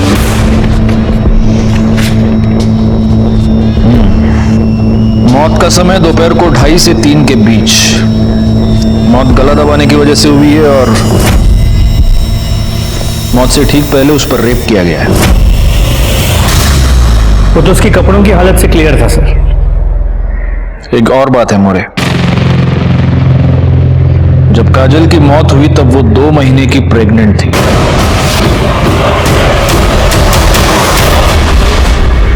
छह महीने तक तूने उस लड़की को कैद करके रखा, उस पर रेप किया, उसे प्रेग्नेंट कर दिया और फिर उसे मार दिया। मैंने ऐसा कुछ भी नहीं किया सर। वो भाग गई थी सर, मैं तो उसे लेने भी नहीं गया। उसका बाप खुद उसे मेरे पास छोड़ के गया था।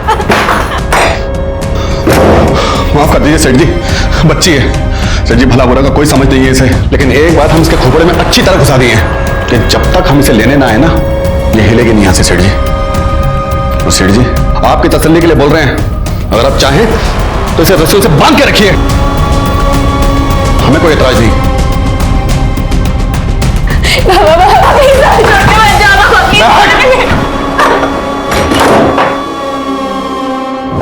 सर काजल के कपड़ों पर मिले सीमेंट स्टेन्स इसके सीमेंट से मैच नहीं करते। देखा सर, मैं झूठ नहीं बोल रहा हूं सर। अब तो आपको प्रूफ भी मिल गया है सर। सर प्लीज प्लीज मुझे जाने दीजिए सर, प्लीज। जाओ। सर आपने इसे जाने क्यों दिया? कैसे बिठा के रख सकते हैं मोरे? इसके खिलाफ कोई भी ठोस सबूत नहीं है हमारे पास। कोर्ट में छूट जाएगा। ना वो उस घर में रहता था, ना उसका सीमेंट मैच हो रहा है।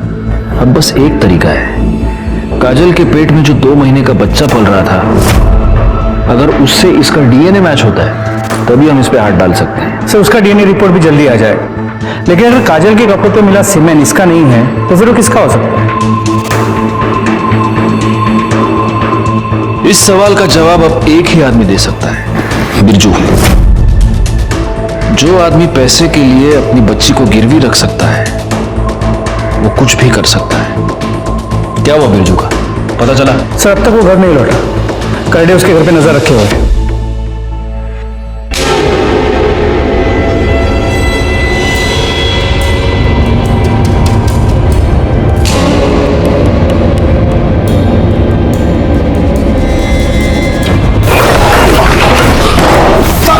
भागने की इतनी भी क्या जल्दी है? पहले बड़े साहब को तो मिल। साहब मैंने क्या किया साहब?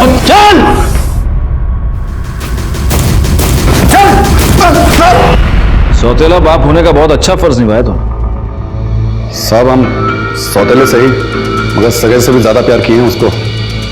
उसकी माँ के जाने के बाद भी हम ही देखभाल किए थे साहब उसकी। हाँ हम जानते हैं कैसे देखभाल किया तुमने। चल ये बता, 27 तारीख को दिन में कहां था तू? साहब हमेशा की तरह काम की खोज में इधर उधर भटक रहे थे साहब। तो तेरे को जब काम नहीं मिलता तो तू चोरों की तरह अपने ही घर में घुस के आते, या आज कुछ स्पेशल था तेरा? हाँ बैंक वालों का और चंपक सेठ का कर्जा सर पे चढ़ गया था साहब। बैंक वालों ने तो 1-2 बार हमको पिटवाया भी साहब। हमारी फिराक में रहते हैं, इसलिए हमको अपने घर में चोरों की तरह जाना पड़ता है साहब। और उधर ये बीवी, ए सोना, किधर है वो? अरे काहे की बीवी साहब, वो तो हमें 6 महीने पहले ही छोड़ के चली गई। कहने को हमारी है, रहती किसी और के साथ है साहब। किसके साथ? वो पता नहीं। क्यों? उसके चले जाने के बाद दोबारा उससे मिला नहीं कभी? एक बार घर पे आए थे साहब, मिलने नहीं, झगड़ा करना है। अरे 10 बार बोल चुके हैं, हमें नहीं पता काजल कहाँ पर है। देखो, हम आखिरी बार पूछ रहे हैं, बता दो कि काजल कहाँ है। पहली बार पूछा या आखिरी बार? हमने कहा हमें नहीं पता काजल कहाँ है। हम बोले थे कि बता दो, पर तुम नहीं बताए। अब बताओ। क्या बे, कहाँ है हमारी बिटिया? चंपक सेठ के पास। तो जब तक हम उधारी का पैसा ना चुका दें उसका, चंपक सेठ ने उसे गिरवी रखा अपने पास। क्या साले, हाँ? तुमने हमारी बिटिया को का सामान समझ रखा है, तो ये छोड़ के गई तो तुमने गिरवी रख दिया। बता दे रहे हैं हम दोनों को, अगर हमारी बिटिया को कुछ हुआ ना तो दोनों को चीर के रख देंगे हम। मदन के डर से हम अपने ही घर में छुप के रह रहे हैं साहब। और वो चंपक सेठ साहब बिना पैसे दिए वो काजल को नहीं छोड़ेगा साहब। हमारे लिए तो इधर कुआं उधर खाई है साहब, क्या करें हम? अब अगर तूने उसके पैसे दे भी दिए तो भी काजल तेरे पास वापस नहीं आ सकती, क्योंकि वो मर चुकी है। चंपक अग्रवाल के फ्लैट में किसी ने उसका मर्डर कर दिया है। बड़ा ही अजीब केस था, जहां रिश्ते रिश्तों को बेच रहे थे, उन्हें धोखा दे रहे थे। हमने बिरजू का सीमेंट सैंपल काजल के कपड़ों पर मिले सीमेंट से मैच करके देखा, लेकिन हमारे हाथ कुछ नहीं आया। अगर ये दोनों बेगुनाह थे तो फिर वो कौन आदमी था जिसने काजल पर रेप किया, उसे प्रेग्नेंट कर दिया और फिर उसका मर्डर किया? जो भी हुआ था वो उसी टॉप फ्लोर के फ्लैट में हुआ था जहां पर काजल कैद थी, और जिस फ्लैट में सिर्फ चंपक अग्रवाल की फैमिली ही आ जा सकती थी। इसीलिए हमने 27 अप्रैल का बिल्डिंग का सीसीटीवी फुटेज चेक किया और हमारे हाथ एक नई लीड लगी।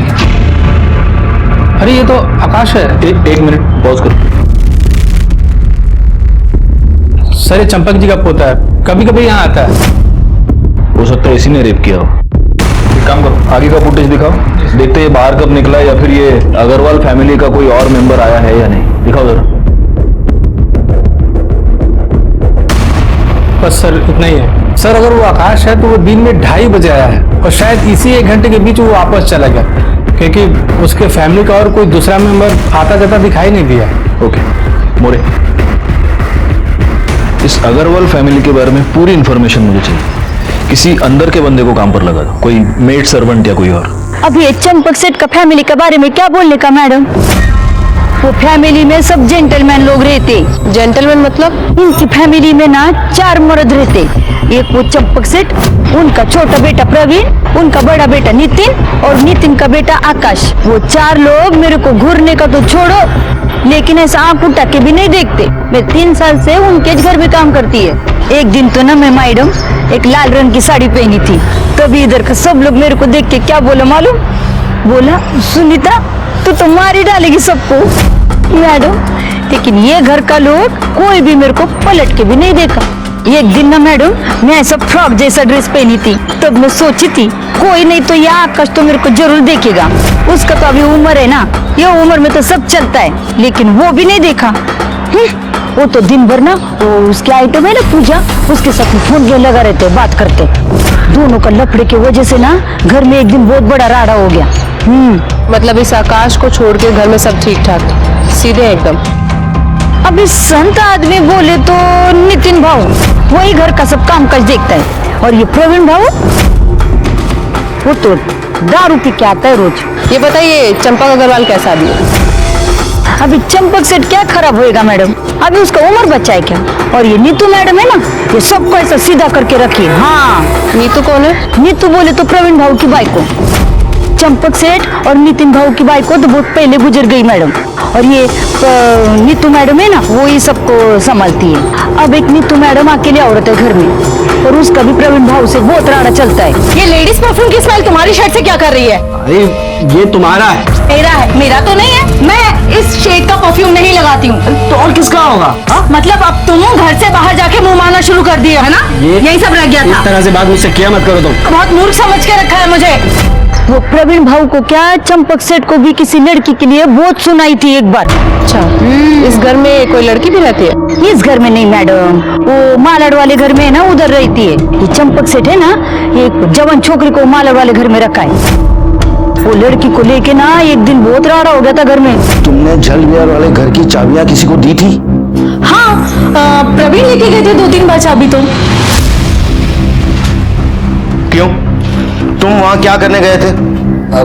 बाबा वो मैं सोसाइटी की मेंटेनेंस का बिल भरने गया था और एक दो बार वो सोसाइटी की मीटिंग थी तो उसलिए गया था, लेकिन मैं फ्लैट पे नहीं गया था, नीचे से वापस आ गया था। तो चाबी क्यों लेके गया था? बाबा वो इसलिए तुमको कोई इमरजेंसी पड़ जाए, फ्लैट पे कोई काम आ जाए तो चाबी तो होनी चाहिए अपने पास में। पापा अब आप इतने सवाल क्यों कर रहे हैं? और ऐसा भी क्या हो गया, घर ही तो है हमारा। और वैसे तो आकाश भी लेके गया था एक बार चाबी। आकाश, आकाश बाहर आओ। आकाश, एक मिनट कॉल कर वापस। जी दादाजी, तू अपने पुराने फ्लैट पे गया था? फ्लैट पर? हाँ, वो मैं गया था, ऐसे ही उस घर की याद आ रही थी तो सोचा एक बार होकर आ जाऊं। अच्छा, बड़ी याद आ रही थी तुझे? ये बता, काजल के साथ क्या किया? काजल? कौन काजल? अच्छा, वो मेड काजल। दादाजी, मैं उसके साथ क्या करूंगा? वो वही घर पे थी, मैं तो बस घर देखा और वापस आ गया। मतलब सुनीता के मुताबिक आकाश जल विहार गया था लेकिन उसने काजल के साथ कुछ किया नहीं। Yes sir. सर, सुनीता से इन्फॉर्मेशन मिलने के बाद मैं आकाश से मिलने चंपक अग्रवाल के घर भी गई थी, लेकिन वो वहाँ नहीं था। सर, नितिन ने बोला कि वो कहीं घूमने गया है, कहाँ गया है, कब आएगा, किसके साथ गया है, कोई इन्फॉर्मेशन नहीं है सर। अच्छा सर, उसके कोई दोस्त का नंबर भी नहीं है। मतलब दोस्तों के नंबर नहीं है और आकाश फोन उठा नहीं रहा। जी, हमें जैसे दिखाया जा रहा है वैसा है नहीं। Anyway, good job Sawant. Okay sir, okay. More, एक काम करो, इस आकाश अग्रवाल के नाम का लुकआउट नोटिस निकालो और जब तक वो ना मिले उसकी वो गर्लफ्रेंड पूजा, उससे पूछताछ कर दे। लेकिन सबसे पहले हमें चलकर रिया से बात करनी होगी। आओ। रिया, ये चॉकलेट तुम्हारे लिए। अंकल, मुझे चॉकलेट नहीं खानी। काजल दीदी को किसने मारा? आपको उनके बारे में पता चला? उसी के लिए हमें तुम्हारी मदद चाहिए। मोरे, ये देखो, तुम इसे जानती हो? हाँ, ये आकाश भी है, चंपक अंकल की ग्रैंड से। अंकल, ये भैया बहुत बुरे हैं, ये मुझे बिल्कुल अच्छे नहीं लगते। बुरा है? क्यों बुरा है? क्या किया इसने? एक दिन जब मैं काजल दीदी के साथ खेलने के लिए उनके फ्लैट में गई थी तो मैंने देखा। छोड़ो तुझे? क्यों छोड़ो तुझे? मैं तुझे एक बार समझाया था ना।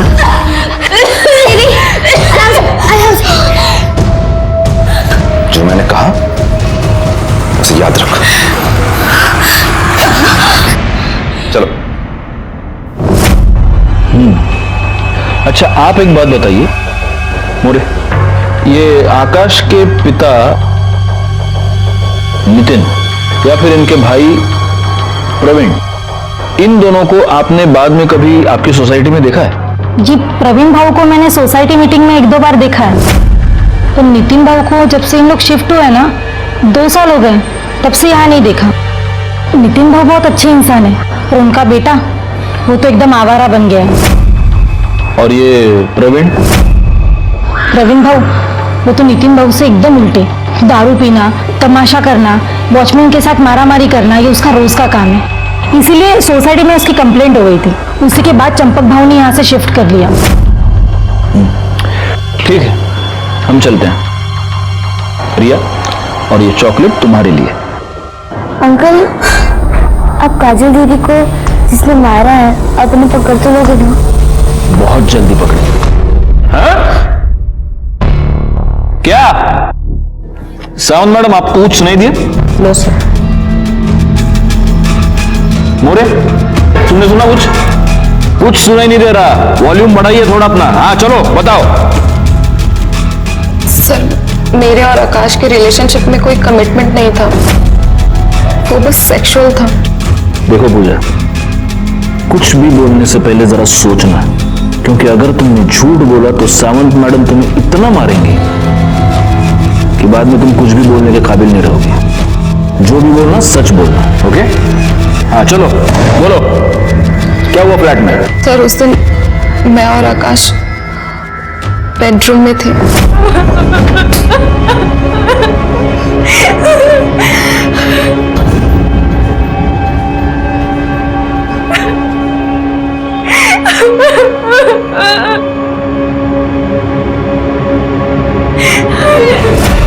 है तुझे?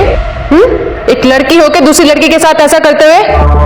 तेरी माँ को बताऊं तेरी हरकत के बारे में? मुझसे गलती हो गई, प्लीज मेरी आई को कुछ मत बोलना। आकाश कहाँ है?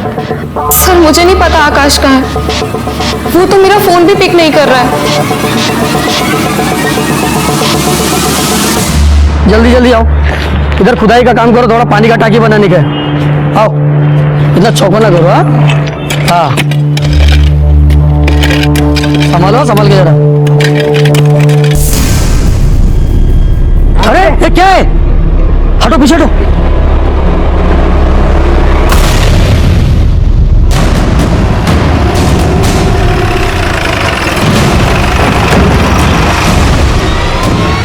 जैन सर, बॉडी की एग्जामिनेशन हो चुकी है। औरत की उम्र लगभग 40 साल की होगी और उसके पेट में एक नहीं बल्कि कई बार चाकू से वार किया गया है। सर बॉडी की हालत देखकर यही लग रहा है कि इसकी मौत कम से कम 2 से 3 दिन पहले हुई होगी। सावंत, बॉडी को पोस्टमार्टम के लिए भेज दो। कर दे, बगा जरा आसपास का सापड़ता का आई कार्ड, मोबाइल। तो सर मोरे, इन लोगों से जरा ठीक से पूछताछ करो।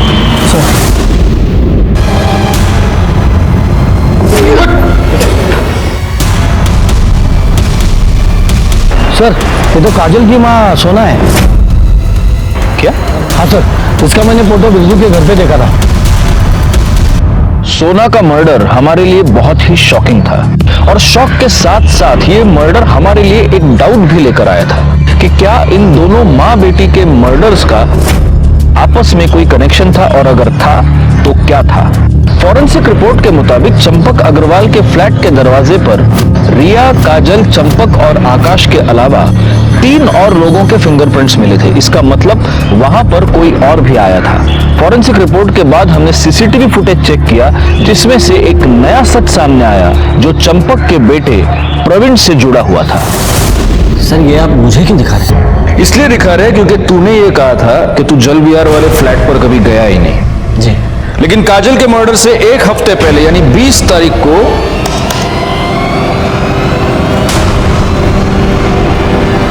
ये तुम ही हो ना? हाँ? वो सर मैं फ्लैट पे ये देखने गया था कि दरवाजा ठीक से लॉक है कि नहीं लॉक है। दरवाजा? जी। मोरे। सर मैं ठीक तो कह रहा हूँ सर। अरे मोरे, मैंने तुमको रिटेल का भाव पूछा, तुम तो होलसेल में शुरू हो गए।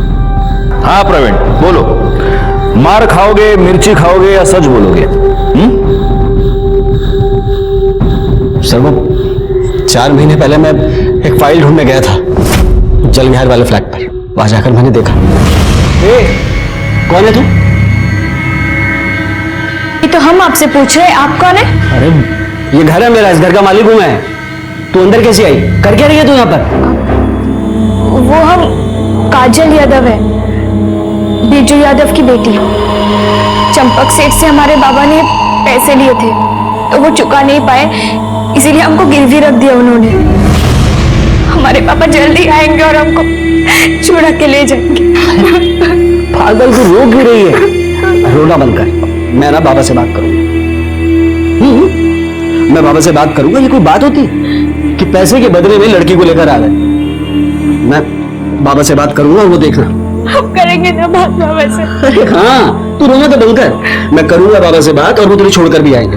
ठीक है, बस तू ना ये रोना बंद कर, ठीक है? और हिम्मत से काम कर। अरे मैं हूं ना, मैं सब ठीक कर दूंगा। मुझे मेरे पापा के पास जाना है। हाँ हाँ बिल्कुल, मैं खुद छोड़ कर आऊं।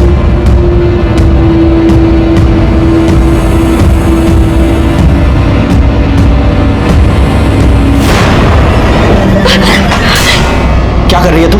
अपने आजाद होने की कीमत तो देनी पड़ेगी ना। अब ज्यादा नखरे मत कर। ये जो झूठ मूठ की आजादी तुमने उस बेचारी लड़की को दे रखी थी, उसकी कीमत कितनी बार वसूल की तूने? हाँ तो ठीक से याद नहीं है, लेकिन 3 या 4 बार। आखिरी बार कब गए थे? 1 हफ्ते पहले। साले, तुझे जो चाहिए था वो सब कुछ तुझे मिल रहा था, तो उसको मार क्यों दिया? सर मैंने काजल को नहीं मारा सर, मैं कसम खाकर कहता हूं मैंने उसका खून नहीं किया। बड़े, इसका सीमेंट सैंपल टेस्टिंग के लिए भेज दो। काजल के कपड़ों पर जो सीमेंट मिला उससे मैच करके देखो। लेके जाओ इसको। सर चल। और सुने प्रवीण, तेरा टेस्ट नेगेटिव भी आया ना तो रेप केस के चार्ज में तो अंदर कर ही दूंगा तेरे को मैं। मेरी बात सुन, चल रहे मेरी बात तो सुनिए। अरे सर, आकाश ने अभी पूजा को कॉल किया था, हमने उसकी लोकेशन ट्रेस कर ली है। कहाँ पे? न्यू पनवेल में।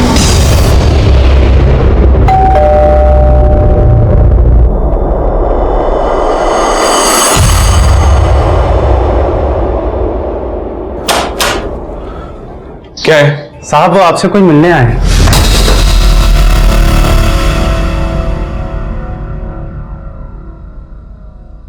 काजल पर कितनी बार रेप किया तूने? 2 बार सर। एक बार पूजा के साथ, दूसरी बार last month. Sir sorry sir, मैंने बहुत ज्यादा पी रखी थी सर, और उसके बाद पूजा भी अवेलेबल नहीं थी सर, तो मैं वहां चला गया।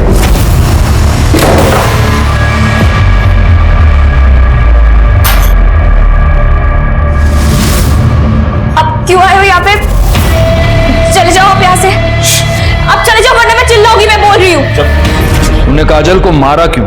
सर मैंने नहीं मारा सर उसे, मैंने तो बस उसके साथ सेक्स किया और चला गया। तूने सेक्स नहीं, तूने उसका रेप किया, और वो भी 1 बार नहीं 2 बार। मोरे सर, इसका सीमेन और डीएनए भी टेस्टिंग के लिए भेज दो। करडे सर, फोड़ून टाका या रेपिस्टला। सर सर सर सर मैंने नहीं मारा सर मैंने नहीं मारा सर। डीएनए रिपोर्ट से यह साबित हो रहा था कि काजल के गर्भ में पलने वाला बच्चा प्रवीण का था, और उस पे कपड़ों पर जो सीमेन मिला था वो आकाश का। इससे यह साफ था कि प्रवीण ने काजल को प्रेग्नेंट किया था, और मरने से पहले आकाश ने काजल का रेप किया था। लेकिन अभी भी यह साफ तौर पे साबित नहीं हो पा रहा था कि काजल का मर्डर किसने किया, क्योंकि आकाश का अब भी यह कहना था कि उसने काजल को नहीं मारा। दूसरी तरफ सोना की पीएम रिपोर्ट से यह साफ था कि उसकी मौत पेट में चाकू मारने की वजह से हुई थी, और तभी सोना की सीडीआर डिटेल्स हमारे सामने आई। सर, सोना की कॉल रिकॉर्ड के मुताबिक वो एक शंकर राय नाम के आदमी के साथ रेगुलर टच में थी। ये शंकर राय एक हिस्ट्री शीटर है जो चोरी के लिए जेल जा चुका है। ये शंकर राय फिलहाल एक पप्पू नाम के आदमी के साथ रहता है जो चाबी बनाने का काम करता है। अब सर, सबसे इंटरेस्टिंग बात यह है कि 27 अप्रैल को दोपहर 3:37 पे ये शंकर और पप्पू जल विहार बिल्डिंग के सीसीटीवी फुटेज में देखे गए, सोसाइटी से बाहर निकल गए 3:37 पे। यानी काजल के मर्डर के बाद। उठा लो दोनों को।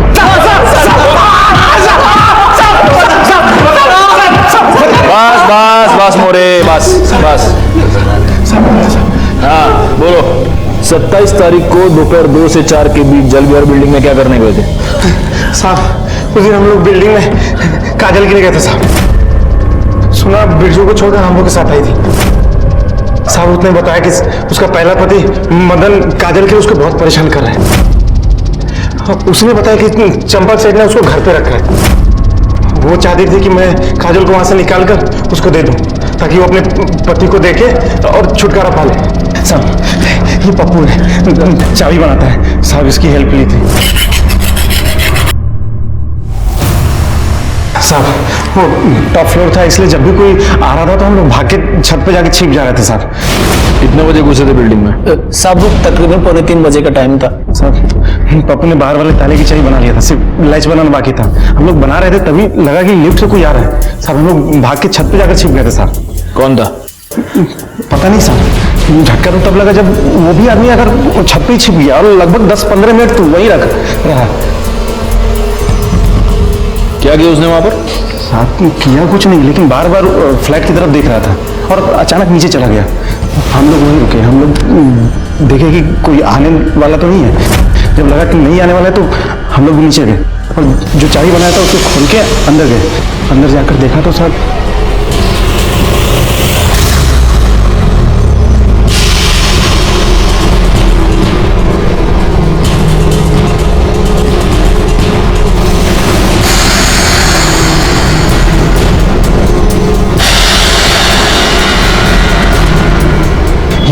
मरी हुई है। यार देख, ये कोई बड़ा लोचा लगता है। इससे पहले कोई हमें देख ले, यहां से निकल लेते हैं। उस आदमी को पहचान सकते हो? स्केच बनवा सकते हो उसका? हाँ सर। सर, जिस दिन काजल का मर्डर हुआ था उस दिन सोना यादव और मदन का मोबाइल लोकेशन बिरजू के घर का दिखा है। और एक बात सर, सोना का मोबाइल भी वही लोकेशन पे बंद हुआ था। मोरे, इस बिरजू को उठा लो। हो सर। और इन दोनों को उसके गार्डिस के सामने बिठा दो।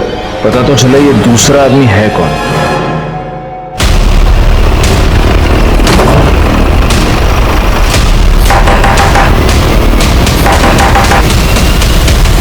साहब आप लोग, आपका क्या नाम है साहब? सोना को क्यों मारा? साहब मारा नहीं है साहब, सिर्फ ठिकाने लगाया साहब। मतलब? उस रात जब हम घर आए तो देखें दरवाजा खुला हुआ था। सोना, ये सब क्या हुआ? क्या हुआ सोना? अब सोना ने हमको बताया कि उसका पहला पति मदन, उसने आके उसे मारा है साहब। हमको लगा था कि तुम अपनी बिटिया के लिए परेशान हो रहे हो, लेकिन हमें अब पता चल गया है तुम काजल को बेचना चाहते हो, इसीलिए ढूंढ रहे थे ना उसे। हम अभी जाके पुलिस को तुम्हारे बारे में सब कुछ बता देंगे। सोना मर चुकी थी साहब, तो हमारे हाथ में चाकू और कपड़ों पे लगा खून देखकर हम समझ गए थे साहब, कोई भी हमारी बात का यकीन नहीं करेगा कि हमने सोना को नहीं मारा साहब। इसीलिए सोना को ठिकाने लगाने का ठान लिया हम साहब।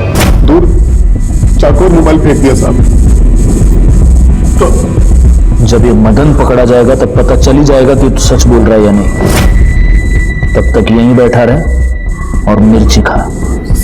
सब गलती हो गई साहब, माफ कर दीजिए साहब। साहब सर, दरवाजे पे मिले 3 अननोन फिंगरप्रिंट्स का पता चल गया है। ये शंकर, पप्पू और प्रवीण के। और सर ये जो स्केच है ये पप्पू और शंकर ने बनवाया है। डालो इसमें। मैंने ही काजल को मारा है सर। मैं उसी दिन समझ गया था कि कुछ गलत हो रहा है जब पापा ने आकाश से काजल के बारे में बात की और उसने गोल-मोल जवाब दिया। इसलिए मैंने उससे अकेले में पूछा तो उसने बताया कि उसी ने काजल का रेप किया था, लेकिन उसने मेरी कसम खाई थी कि वो दोबारा ये सब कुछ नहीं करेगा। इसलिए मैंने ये बात किसी को नहीं बताई, लेकिन मैंने उस पर नजर रखनी शुरू कर दी। आखिरकार वही हुआ जिसका डर था।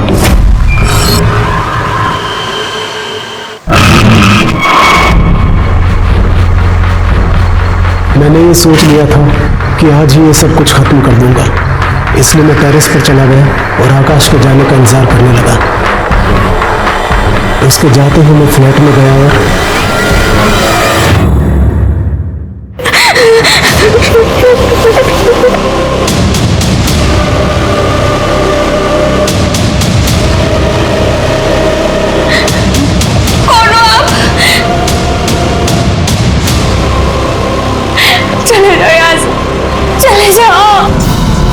मुझे पता था उस दिन सोसाइटी में पावर कट होने वाला है, इसलिए सीसीटीवी फुटेज में हमें से कोई नहीं दिखाई देगा। Thank you uncle. Thank you तो हमें तुम्हें कहना चाहिए। और तुम्हारी काजल दीदी जहां भी होगी वो बहुत खुश होगी कि उसे तुम्हारी जैसी लॉयल फ्रेंड मिली। तुम बहुत बहादुर हो बेटा, ऐसे ही रहना। Thank you uncle. एक 8 साल की बच्ची की अवेयरनेस की वजह से सारे गुनहगारों को अपने किए की सजा मिल गई। मदन को सोना के कत्ल के जुर्म में, प्रवीण और आकाश को काजल पर रेप करने के जुर्म में और नितिन को काजल का खून करने के जुर्म में सजा हुई। काजल के पिता बिरजू को पुलिस को गुमराह करने के और सबूत मिटाने के जुर्म में सजा हुई। और काजल की मां सोना अपने ही स्वार्थ का शिकार बन गई। ये सारे लोग अपने किए की सजा भुगत रहे थे, बस एक मासूम काजल थी जो इन वाहियात स्वार्थी लोगों की वजह से अपनी जान गंवा बैठी। मैं सीनियर इंस्पेक्टर राजेश यादव आपसे विदा लेता हूं, दोबारा मिलूंगा। तब तक सतर्क रहिए और देखते रहिए क्राइम पेट्रोल दस्तक, क्योंकि मकसद बताना नहीं बचाना है। जय हिंद। क्राइम पेट्रोल के ऐसे ही मजेदार एपिसोड्स देखने के लिए हमारे चैनल को सब्सक्राइब करें